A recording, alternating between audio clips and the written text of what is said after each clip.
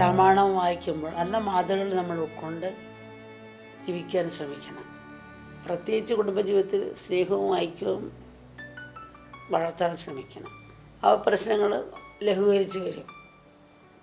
കാരണം പരസ്പര വിനയം, ദേഷ്യപരവും പ്രകടിപ്പിച്ച് പോകും. ശാസ്ത്രമൊന്നും പഠിക്കാത്തവരാണ്. അപ്പോൾ തിരിച്ചെങ്കിലും ആ ബോധം വരുമ്പോൾ ക്ഷമിക്കാം, അവരോട് പോയി പറഞ്ഞ് മാപ്പി വയ്ക്കാനുള്ള മനസ്സ് വേണം, ഭാര്യയായാലും ഭർത്താവായാലും.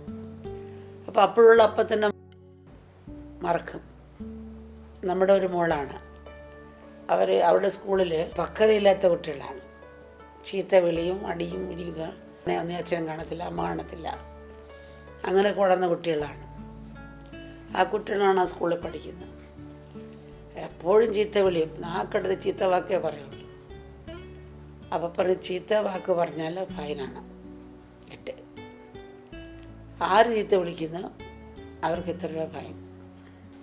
ആദ്യം 60 കുട്ടികളുണ്ടെങ്കിൽ ഒരു 20 കുട്ടികളുണ്ടെങ്കിലും 30 കുട്ടികളും ചീത്ത വിളിക്കും,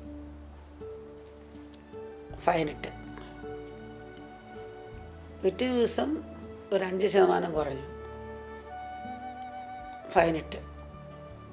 പിന്നെ അങ്ങനെ പിന്നെ ആരും ക്ലാസ്സിൽ ചീത്ത വിളിച്ചില്ല. കാരണം ഫൈൻ പോകുമെന്ന് പറഞ്ഞപ്പോൾ പൈസ പോകുകയല്ലേ കയ്യിൽ നിന്ന്. അപ്പോൾ പണം പോകുമെന്ന് കണ്ടപ്പോൾ കൺട്രോൾ ചെയ്യാനുള്ള കഴിവ് കിട്ടി. ഈ കഴിവ് നേരത്തെ ഇല്ലേ? ഈ കഴിവ് നേരത്തെ ഉണ്ടല്ലോ.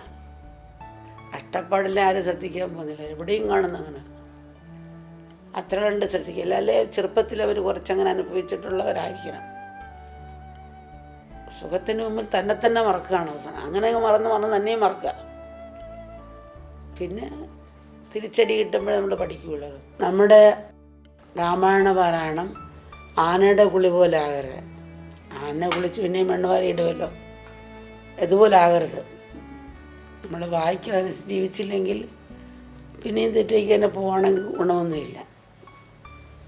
അത് ഇപ്പുറത്ത് പഞ്ചസാര ഇട്ട് അപ്പുറത്ത് ഒരു ഉറുമ്പിനെ സൃഷ്ടിക്കുന്ന പോലെ അപ്പോഴപ്പോഴുള്ള പഞ്ചസാര ഉറുമ്പ് തിന്നു തീർക്കുകയാണ് ചെയ്യുന്നത്.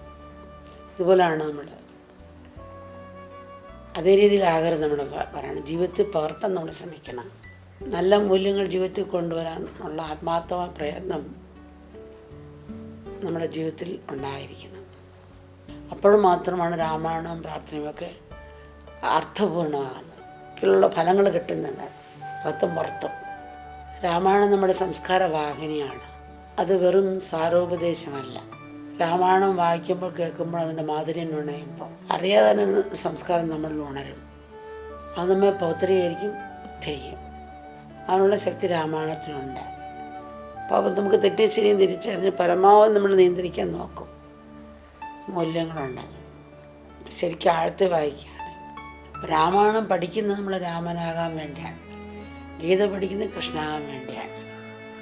അപ്പോൾ രാമായണവും ആ ഓരോ കഥാപാത്രങ്ങളും നമ്മളതായി തീരാം. ശ്രമിച്ച ആ ഗുണങ്ങൾ നമ്മുടെ ജീവിതത്തിൽ വളർത്താം, നല്ല ശക്തി ഉണ്ടാകാം. മുൻവിധി വെച്ചുകൊണ്ട് പോകുമ്പോഴാണല്ലോ ഒന്നിനും നമുക്ക് നുകരാൻ പറ്റുന്നത്. ഒരു കുഞ്ഞിൻ്റെ കയ്യിൽ ഒരാപ്പിൾ ഇരിക്കുകയാണ്. അപ്പം അമ്മ എന്ന് വെച്ച് മോളെ ഒരാപ്പിൾ അമ്മയ്ക്കതാ കേട്ട മാത്രമേ കുട്ടി അനങ്ങാൻ നിന്നിട്ട് ഒരാപ്പിൾ എടുത്ത് കടിക്കാനാണ്. അമ്മയ്ക്ക് വല്ലാത്ത വിഷമം തോന്നി. കൊച്ച് ഇത്ര സ്വാർത്ഥമാണോ, ഇങ്ങനെ ആയല്ലോ കൊച്ച് അമ്മ ചോദിച്ചതിലല്ല. പിന്നെ വീണ്ടും ചോദിച്ചു, ഒരാപ്പിളതാ അമ്മയ്ക്കതാ എന്ന് ചോദിച്ചു. അത് മറ്റേ ആപ്പിളും എടുത്ത് കടിച്ചു. അപ്പോൾ അമ്മയ്ക്ക് ഭയങ്കര ദേഷ്യം. ഞാനിങ്ങനെയല്ലല്ലോ അവളെ വളർത്തിയത്, ചില കാരണങ്ങളാണ് വളർത്തി ഇങ്ങനെ ആയല്ലോ.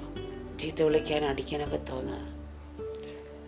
അടിക്കാൻ നിന്നിട്ട് ഒരെണ്ണം കൈക്ക് കയറി പിടിച്ച് ബലമായിട്ട് എടുക്കാൻ വേണ്ടി കുഞ്ഞിൻ്റെ കടിച്ചത്. അതല്ലമ്മേ മധുരമുള്ളത്, ഈ ആപ്പിളാണ് മധുരമുള്ളത്, ഇതമ്മയ്ക്ക് തരാം. സത്യത്തിൽ ഈ കുഞ്ഞ് കടിച്ച് നോക്കിയത് ഏതാണ് നല്ലതെന്ന് നോക്കാനാണ്. അപ്പോൾ അമ്മ ചോദിച്ചപ്പോൾ ആദ്യത്തെ കടിച്ച് നോക്കിയപ്പോൾ പുളി കണ്ടു, രണ്ടാമത്തെ കടിച്ച് നോക്കിയപ്പോൾ മധുരം കണ്ടു. അപ്പോൾ അമ്മ ആദ്യത്തെ ഇത് പിടിച്ചു പറിക്കാനാണ് നോക്കിയത്. അപ്പോൾ അതെല്ലാം അമ്മേ ഇതാണ് നല്ല മധുരമുള്ള. അപ്പോൾ കുഞ്ഞ് ആ മധുരമുള്ള അമ്മയ്ക്ക് കൊടുക്കാനാണ് നീക്കിയത്. അമ്മ മുൻപിൽ വെച്ച് കൊച്ചിനെ ദേഷ്യവും ചീത്ത വിളിക്കാനും അടിക്കാനും ഒക്കെ പോവുക. ശരിക്കും മുൻപിൽ വെച്ച് പോക്കുന്നുണ്ട് നമ്മുടെ ഹൃദയം തുറക്കാനോ അവരെ മനസ്സിലാക്കാനോ ഉൾക്കൊള്ളാനോ സാധിക്കാതെ നമുക്കാണ്. നമ്മൾ മുൻപിൽ വെച്ച് നമ്മുടെ ഹൃദയം അടച്ചിട്ടിരിക്കുക. ശരിക്കും മനസ്സിലാക്കി അത് സ്വീകരിക്കാനുള്ള മനസ്സുണ്ടാകും.